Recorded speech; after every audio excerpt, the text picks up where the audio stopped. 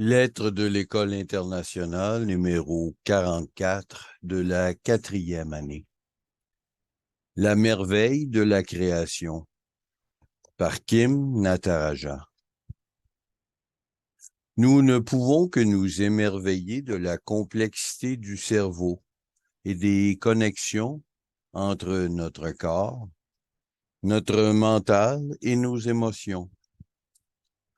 Il n'est pas surprenant que les premiers chrétiens aient ressenti que la seule réponse à apporter à la beauté de la création de Dieu, dont nous faisons également partie, soit l'émerveillement et l'admiration. Évagre le Pontique, 4e siècle après Jésus-Christ, l'un des illustres pères du désert et le maître de Jean Cassien, considérait que la nature est la première étape du parcours spirituel.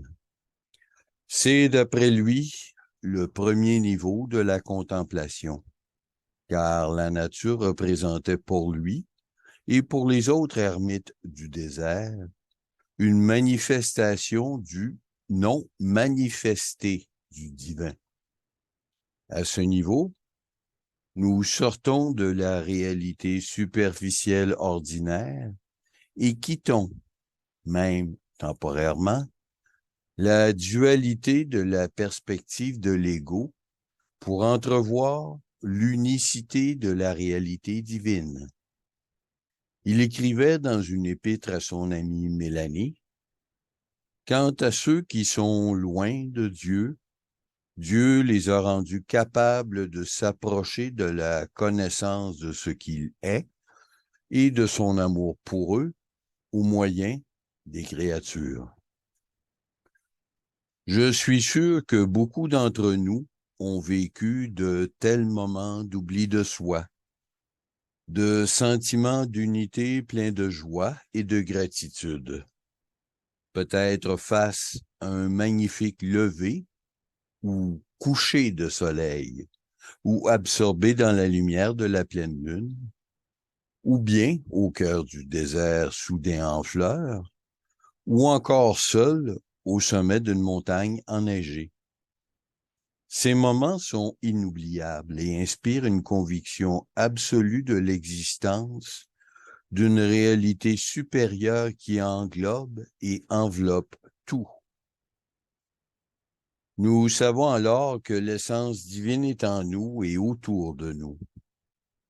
Jésus disait dans l'Évangile de Thomas, « Je suis la lumière sur toute chose.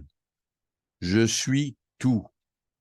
De moi, tout est sorti et vers moi, tout retourne. Fendez le bois, je suis là. Soulevez la pierre et vous m'y trouverez. » Ce niveau de conscience nous amène tôt ou tard, selon Évagre, au second niveau de la contemplation des choses, non perçues par les sens, mais directement, par le simple regard de l'esprit, ce qui est le fruit de la prière contemplative profonde et silencieuse, ou pure prière, comme l'appelaient les pères et mères du désert. Ils enseignaient qu'il n'est possible de traverser ces niveaux qu'en abandonnant progressivement toutes les pensées, images et formes. En d'autres termes, l'ego, le mode de pensée du cerveau gauche. C'est un déplacement qui va de la multiplicité à la simplicité et au silence, par la seule répétition fidèle d'une formule, comme il l'appelait. Comme vous le savez, c'est le fondement de la méditation chrétienne telle que John Main l'a redécouverte dans les écrits de Jean Cassien. Il soulignait que nous savons que Dieu est infiniment avec nous. Et nous savons aussi qu'il est infiniment au-delà de nous. C'est seulement grâce au silence profond et libérateur que nous pouvons réconcilier les deux pôles de ce mystérieux paradoxe.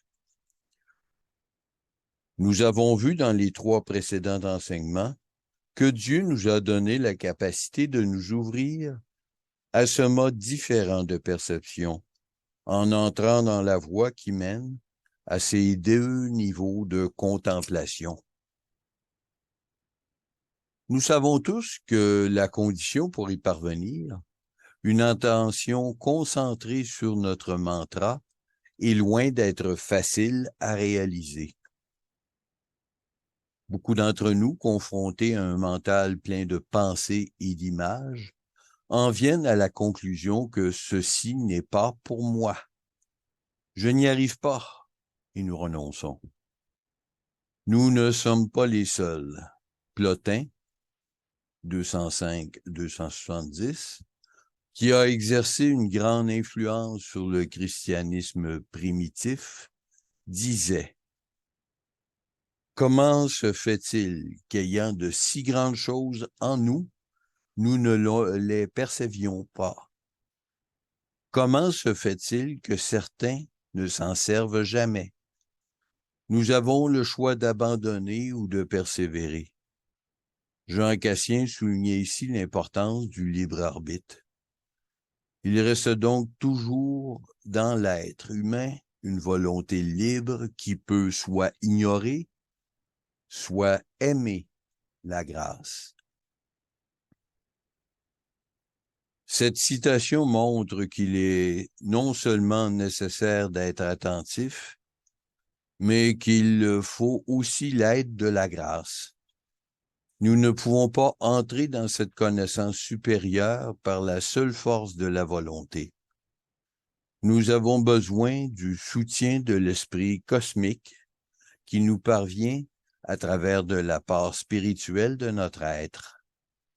Dans la tradition chrétienne, nous appelons grâce ce don du soutien de l'Esprit Saint cosmique. Évagre l'énonce ainsi: « Le Saint-Esprit prend pitié de notre faiblesse, et bien que nous soyons impurs, il vient souvent nous visiter. S'il nous trouve en train de le prier avec amour, de nous conduire dans la vérité, alors il descend sur notre esprit et disperse toute l'armée des pensées et raisonnements qui nous assaillent. » La partie importante de cette citation est: s'il nous trouve en train de le prier avec amour, de nous conduire dans la vérité. Pour que ce don de la grâce nous parvienne, notre intention et notre soif de nous relier à la réalité supérieure, notre amour de la vérité, jouent un rôle encore plus important que l'attention concentrée sur notre mot.